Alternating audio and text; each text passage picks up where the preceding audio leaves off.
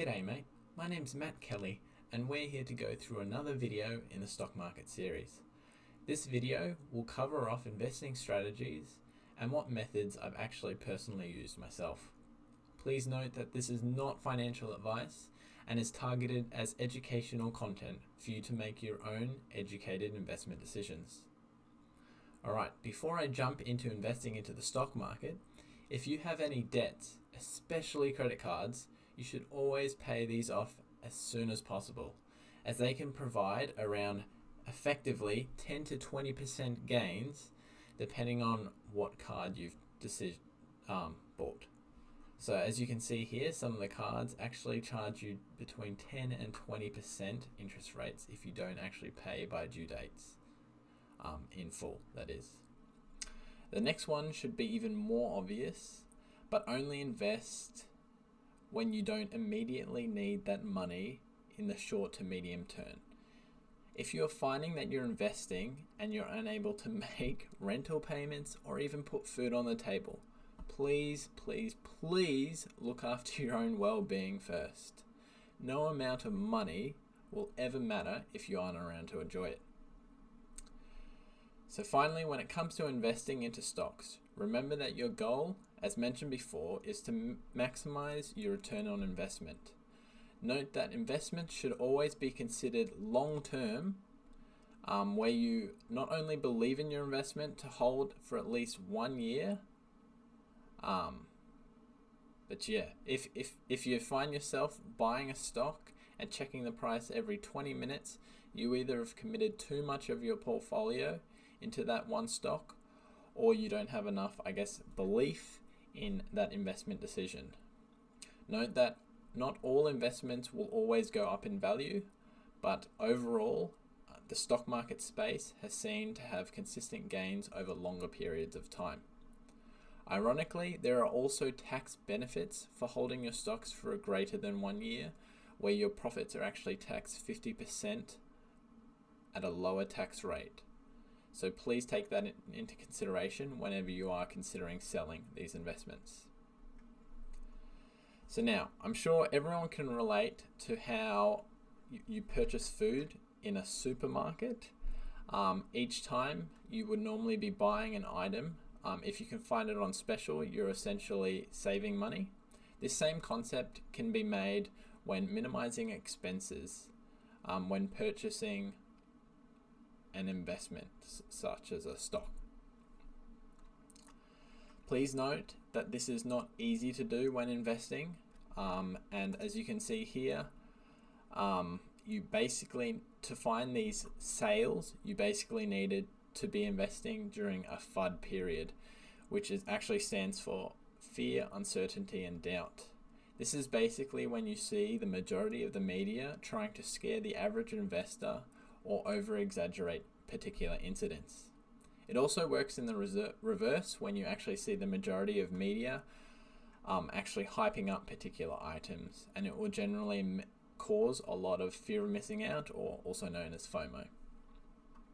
So the most recent example of FUD was actually last year from the beginning of COVID-19 in March, where you actually see this is the ASX market, the top 200 shares actually bottomed out around March, and actually bottomed out right at, I think it's the 20th or 27th of March. But yeah, basically, if you bought during that period, you'd be just making insane gains for now, because you can see here that it's gone up 45% since then, so it's pretty decent gains there. But obviously, this is easier to say in retrospect. When you are in the heat of this FUD occurring, you might find yourself buying in on the 6th of March, and then by the 13th of March, you've actually found that all the money you've put in has now dropped 10% in value, so you've actually lost money during that period. So now this is what then brings me to the investment strategy that I've been using, because when you do see this, and especially if you go all in at particular times and you see your portfolio dip even further, the average investor will actually start to panic sell because they'll start, getting doubt in their decision, and they'll sell at a loss. I'm also not saying that any loss you make, you should never sell. But just if you look, when in doubt, always zoom out, especially for the stock market. You can see here it's just making consistent gains over time. So over the course of this 5-year period, you can see that it's made a 30% gain, which is not the greatest, but it's still a gain nonetheless, and much more than you'd be making if you just held it in a bank, earning savings rates. So now to this proven method of dollar cost averaging. Basically what it is rather than going all in and trying to pick that absolute low, you are breaking up your investment portfolio bit by bit and investing it at a consistent sort of rate. So a great way to do this is to, in this example here, you choose a given number on what amount you want to be investing. It doesn't have to be this exact number. This was just a random image off the internet. But basically choosing a set investment amount and set date period. So you might choose to invest at every single pay period. You just take out a little bit of your income and you just buy a particular stock just so you can dollar cost average your position. So you can see here that as the price fluctuated throughout these periods, you're just buying in at different points, and then overall you've actually dollar cost averaged your buy-in price to be what seems to be pretty good. Cool. So now with all of this in mind, the next step is what to invest in. For this video, I'll be considering the lowest risk options, which are called ETFs, which stands for Exchange Traded Funds. They're basically a way to invest in stocks that go into a variety of different sectors. The most common being the ASX 200, which I showed you just before, which means you're basically buying into the top 200 Australian stocks. Note that this is actually how the majority of everyone's superannuation funds are actually invested into and earning those consistent gains over time. So now, when choosing which ETF is right for you, you'll need to consider a couple of different factors highlighted here. So basically, you want ones that provide lower costs. Typically, the latest craze has been electronically managed ETFs, which have by far the lowest fees, so you don't actually have anyone actually managing that fund for you. Actively managing that fund for you, sorry. And it's just like an algorithm set and will just automatically assign where your investments get diversified into.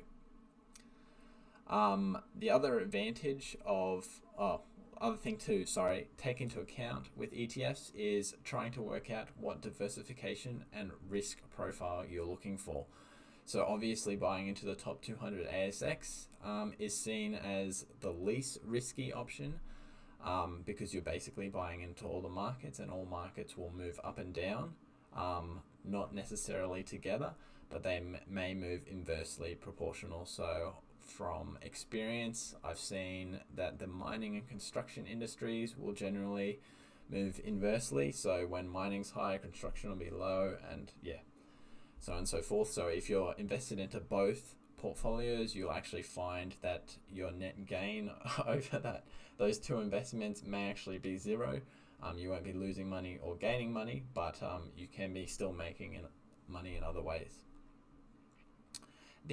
Obviously then the disadvantage of overexposing your diversification in that ETF is that you will see lower yields over time.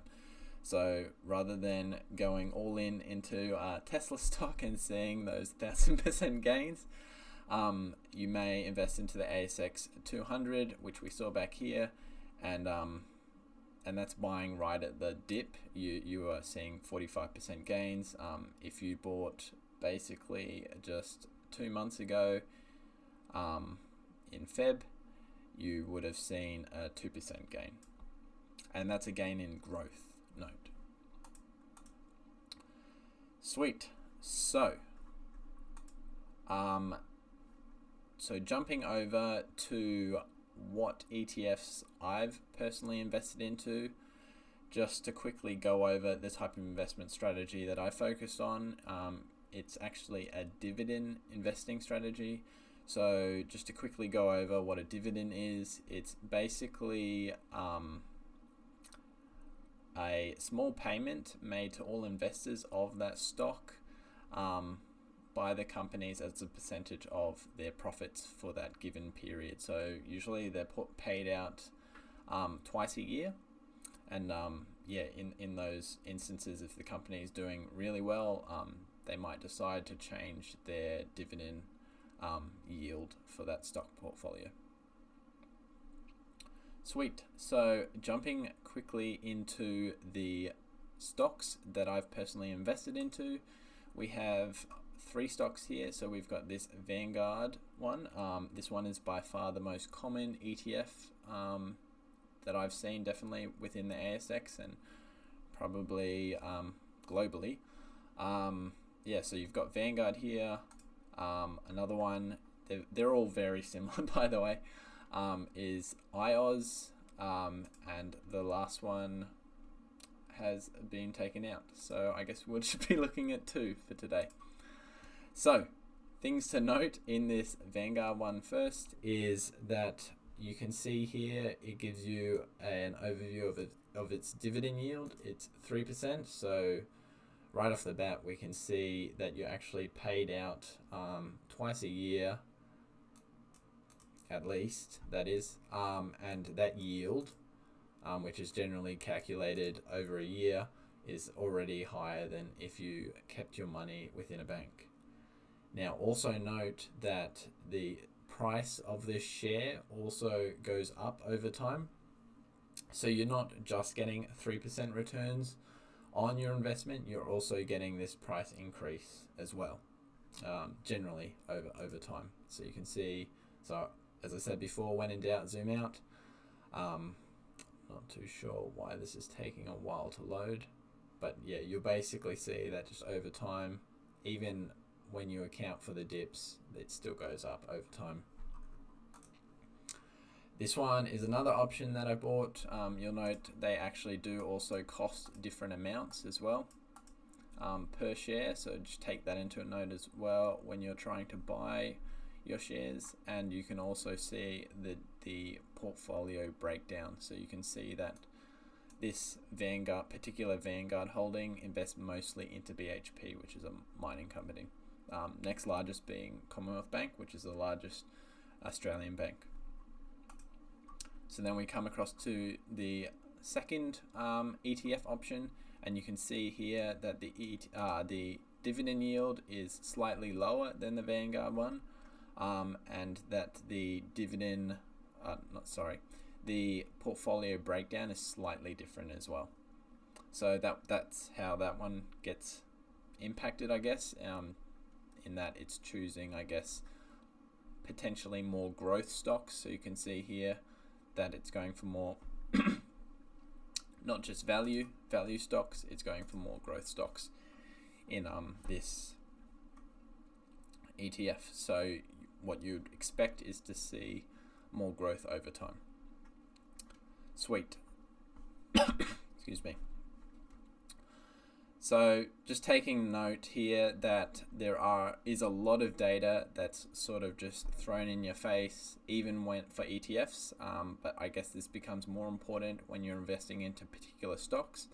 There's lots of different research methods and technical indicators, which I will be covering in another video. But for now, if you found this video useful, please feel free to support me by slapping a like and subscribing to my channel. Thanks, guys.